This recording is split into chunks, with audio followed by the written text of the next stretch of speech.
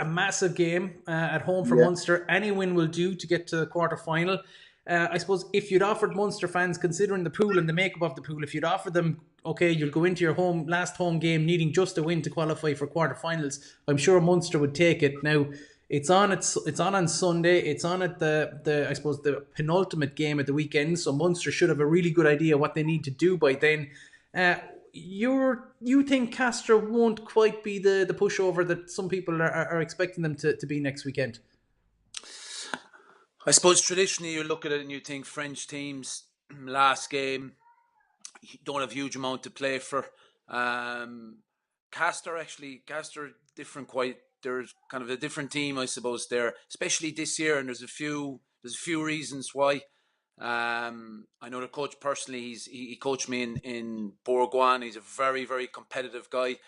Out of the last 9 games, they've won 8, and they lost 1, and that was away to Eugene. And they sent, I wouldn't say they're full strength team, and he reacted big time to it over here in the media. He just said it wasn't good enough. It wasn't, he really was outspoken about it. So whether they'll send I suppose a weakened team or not is something that I suppose we'll have to wait and see. But you've only one game more afterwards in the league over here, and then you have a break. So effectively, you have 2 games left in this block. One being obviously, I know they're out of it, but they've actually got a very, when you look at their squad, and I know obviously there is starters and there is guys that are second choice.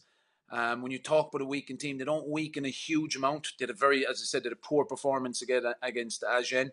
And I'm sure there was a huge reaction, which there was, because they put 39 points on, albeit a younger and more inexperienced Leicester team.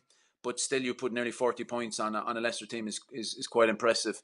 So it'll be interesting to see. He's managed his squad quite well this year with changing 3 or 4 here and there. They don't lose too many to the international window either. So he's got a good squad going. He's got a good thing going. He's a very good coach as well. So I do think they will, they could surprise a few people. Will they come and win? I don't think so. Obviously, I think Munster will win at home. But I think their first priority will be to win, and then everything after that will literally be a bonus, Mike, I suppose, look, with Munster in the situation they're in, obviously a home quarter final would be huge, but I don't think any of the teams in the Champions Cup would fancy having Munster pay them a visit in the quarterfinals either.